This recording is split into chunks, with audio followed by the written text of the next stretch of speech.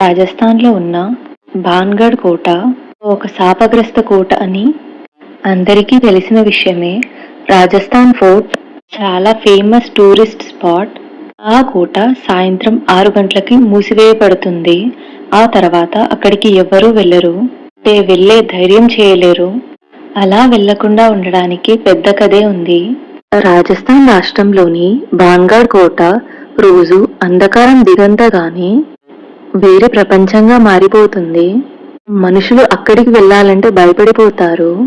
ఎందుకంటే అక్కడ నిజంగా ఏదో ఉంది అని అందరి నమ్మకం. ఇది కేవలం పురాణం మాత్రం కాదు, అక్కడికి వెళ్ళిన వారు చెప్పిన నిజమైన అనుభవాలు. ఇక ఆ భాన్గఢ్ కోట శాపగ్రస్తంగా ఎలా మారింది అన్న కథను చెప్తాను. ఎప్పటికో ముందు రాజస్థాన్లో ఒక అందమైన రాణి ఉండేది. ఆ రాణి పేరు రత్నావతి. ఆమె అందచందాలు, సొగసు చూసి చాలా మంది తన ప్రేమలో పడిపోయేవారు. అలానే ఒకరోజు ఒక తాంత్రికుడు, అంటే ఒక మాంత్రికుడు అని అర్థం, ఆమెపై ప్రేమ మోహంతో తనను మాయ చేయాలి అని ప్లాన్ చేసుకున్నాడు.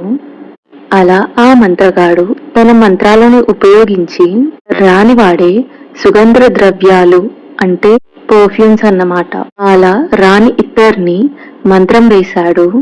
రాణి ఆ సుగంధ ద్రవ్యాన్ని వాడగానే తన ప్రేమలో పడిపోతుంది అని తాను నమ్మాడు. కానీ రాజస్థాన్ కోటపు రాణి అందమైనదే కాదు, చాలా తెలివైనది కూడా. తన తెలివితో ఆ మాంత్రికుడి పన్నాగాన్ని ముందే పట్టేసింది. అలా అర్థం చేసుకొని ఆ రాణి తెలివిగా ఆ అత్తరు సీసాని ఒక రాయి మీద విసిరి కొట్టింది. అదే రాయి తిరిగి వెళ్లి ఆ మాంత్రికుడిపై పడింది. అతడు చనిపోయాడు. అలా తను చనిపోవడానికి ముందు కోట మీద శాపం పెట్టాడు. ఈ కోట ఎప్పటికైనా నాశనం అవుతుంది, ఎవ్వరూ సజీవంగా ఉండలేరు అని శాపం పెట్టాడు ఆ మాంత్రికుడు.